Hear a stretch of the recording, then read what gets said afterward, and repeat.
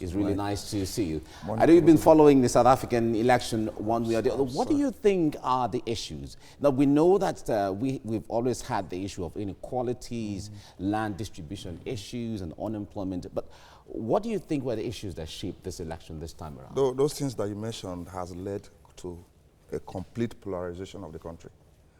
And itself, the democracy itself, like we have here, is just completely disruptive. So those are the additions, and it has just gone to another level.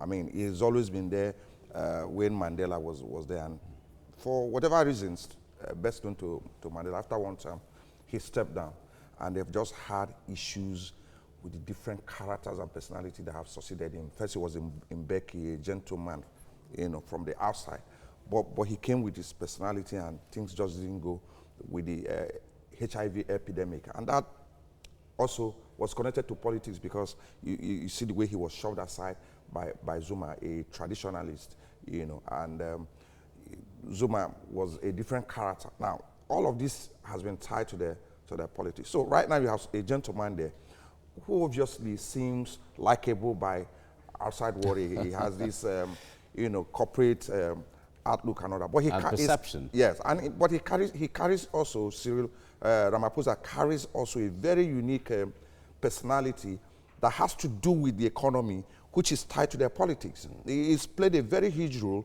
in the trade union business. Okay. The trade union business has affected the economy, and the economy is tied to their politics. In fact, he made a statement sometime. Let me read it out. It says, "We have made mistakes, but we have been sorry about those mistakes, and we're saying our people should reinvest their confidence in us." He was saying this prior to the election, talking about his political party. Very important. That disposition. That's a very crucial whatever, but it's your duty and mine to analyze what. Now, if he apologized and says sorry, he hasn't removed the consequences of the mistakes. Well, now, an African affairs analyst, Chuks Nwoko, joins me for the discussion. Good to have you here. Thank you. Chuks. Now, this election, of course, is very crucial for South Africans, but as it is, about 6 million young people did not even register to participate in the polls.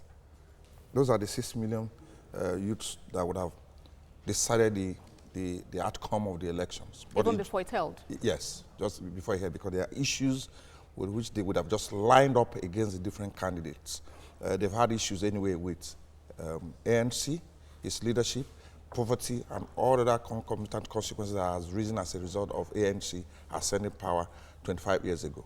But if we go by the results we have in, as at 5:30 a.m., the ANC seemed to have garnered about 52% of the total votes. Absolutely. So they were not able to make that decision that we were expecting with the outcry of poverty and all the dislocations that they have in that society. You would have thought that these 6 million youths would have, decided the fate of this election. But the reverse is the case.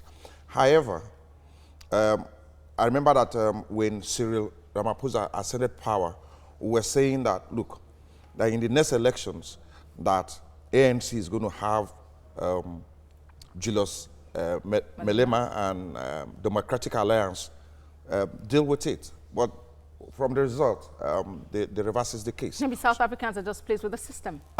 Well, they're not pleased with the system. The system itself needs to change. But I just think that, again, it's been postponed because the youths are not ready. They are just interested in what they can eat, and when they don't have food to eat, they are protesting or, they are killing outsiders, Zimbabweans and Nigerians. They think that those are the cause of the problem. But if you also consider reassurances from the ANC candidates and the party itself on a drive to change its system, squash corruption in the country, and make for a smoothness. You know that they haven't taken, the citizens of that country haven't taken examples from what has happened to us here. Those promises are not tenable. If you're driving a change itself has its enemy. It has its own enemies. Comfort is number one enemy. Comfort zone is the number one enemy to change. Now, those ANC people are like the PDP people here. They're already comfortable driving the economy of South Africa. They drive the best BM cars.